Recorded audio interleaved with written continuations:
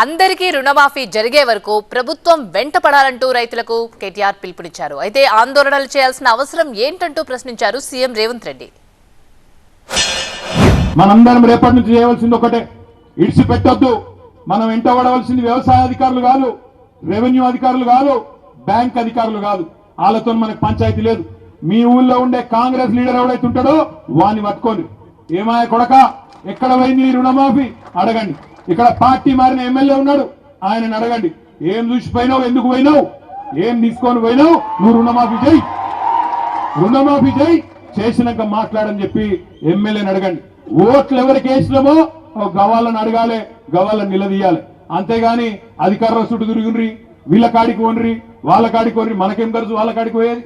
మనం పోవాల్సింది మనం ఓట్లు వేసిన ప్రజాప్రతినిధి కాడికి పోవాలి, నిలదీయాలి.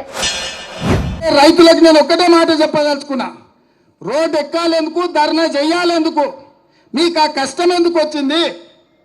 6 నెలల లోపల 31,000 కోట్ల రూపాయలతోటి 2 లక్షల వరకు రైతులకు రుణమాఫీ చేస్తామని 15 ఆగస్టు లోపల చేస్తామని మాట ఇచ్చిన మేము 18,000 కోట్ల రూపాయలు చెల్లించినాం. బ్యాంకులలో నగదు అందుబాటులో పెట్టినాం, మిగతావి కూడా మాఫీ చేస్తామన్నాం.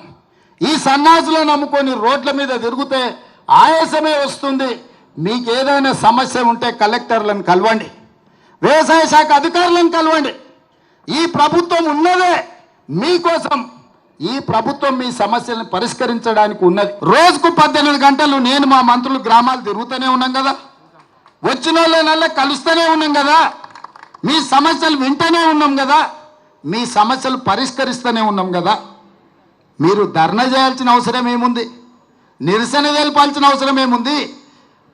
ప్రభుత్వం విననప్పుడు, ప్రభుత్వం మీ మాట ఏం జరుగుతుందో కనుక్కోనప్పుడు మీరు నిరసన తెలపచ్చు, ధర్నా చేయొచ్చు, రాస్తా రోకో చేయొచ్చు.